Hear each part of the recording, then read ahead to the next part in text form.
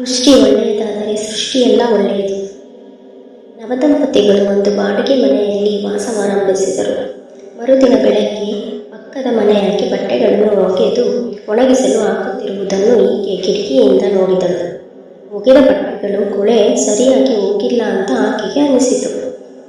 ನೀಟಾಗಿ ಬಟ್ಟೆ ಒಗೆಯಲು ಆಕೆಗೆ ಗೊತ್ತಿಲ್ಲದಿರಬಹುದು, ಅಥವಾ ಆಕೆ ಹತ್ತಿರ ಒಳ್ಳೆಯ ಸಾಬೂನು ಇರದಿರಬಹುದು. ಆಕೆ ಬಟ್ಟೆಗಳನ್ನು ಒಗೆದು ಹಾಕುವಾಗಲೆಲ್ಲ ಕಿಟಕಿಯಿಂದ ನೋಡುತ್ತಾ ವ್ಯಂಗ್ಯವಾಗಿ ತನ್ನ ಪತಿ ಹತ್ರ ಹೇಳುತ್ತಿದ್ದಳು. ಪತ್ನಿಯ ಮಾತಿಗೆ ಆತ ಏನೂ ಪ್ರತಿಕ್ರಿಯಿಸುತ್ತಿರಲಿಲ್ಲ. ಸುಮಾರು 1 ತಿಂಗಳ ನಂತರ ಒಂದು ದಿನ ಬೆಳಗ್ಗೆ ಕಿಟಕಿಯಿಂದ ಹೊರಗೆ ನೋಡಿದಾಗ ಒಣಗಿಸಲು ಹಾಕಿದ ಬಟ್ಟೆಗಳು ಶುಭ್ರವಾಗಿರುವ ಬಟ್ಟೆಗಳನ್ನು ನೋಡಿ ಆಶ್ಚರ್ಯದಿಂದ ಪತಿ ಹತ್ರ ಹೇಳುತ್ತಾಳೆ, ನೋಡಿ, ಆಕೆ ಇವತ್ತು ಚೆನ್ನಾಗಿ ಬಟ್ಟೆ ಒಗೆಯುವುದನ್ನು ಕಲಿತಿದ್ದಾಳೆ. ನನಗೆ ಆಶ್ಚರ್ಯವಾಗುತ್ತಿದೆ. ನಿನ್ನೆ ಯಾರು ಆಕೆಗೆ ನೀಟಾಗಿ ಬಟ್ಟೆ ಒಗೆಯಲು ಕಲಿಸಿರಬೇಕು ಅಂತ ಪುನಃ ಅಪಹಾಸ್ಯ ಮಾಡುತ್ತಾ ಹೇಳಿದರು.